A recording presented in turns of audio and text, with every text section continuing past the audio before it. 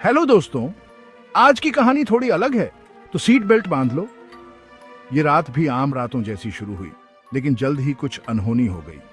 अरे संजय, चलो आज मस्ती करते हैं, उमेश ने बार से निकलते हुए कहा। दिनेश भी उनके साथ था। संजय ने सिर हिलाया। मैंने तो पहले ही बहुत पी ली है, मैं इस हाल में कहीं नहीं जा सकता। लेकिन उमेश और दिनेश नहीं माने। उन्होंने संजय को पकड़कर कार में घसीटा।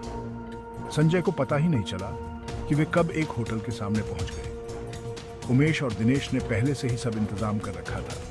उन्होंने रूम लेकर इंतजार करने लगे। कुछ देर बाद होटल का एक कर्मचारी दरवाजे पर दस्तक देकर एक लड़की को अंदर ले आया।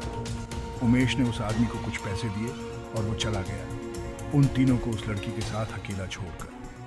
संजय अभी भी शराब के नशे में समझ नहीं पा रहा था कि हो क्या रहा है, लेकिन उमेश और दिनेश के पास कोई योजना जरूर थी। कमरे का माहौल तनावपूर्ण हो गया।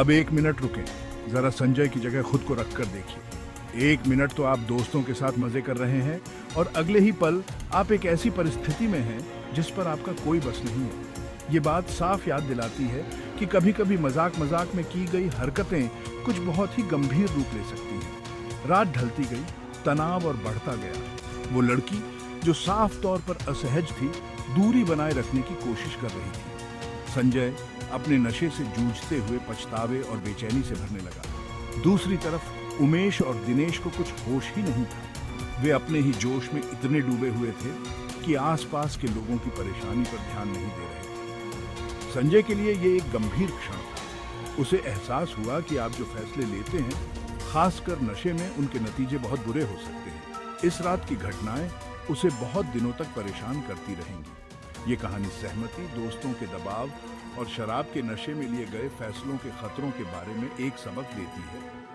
तो अगली बार जब आप खुद को ऐसी परिस्थिति में पाएं जहां दोस्त या माहौल आप पर दबाव डाल रहा हो, तो संजय की कहानी याद रखना।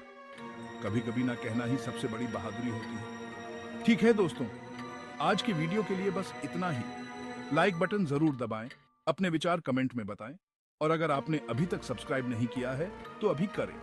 अगली बार तक सुरक्षित रहें और अपना ख्याल रखें।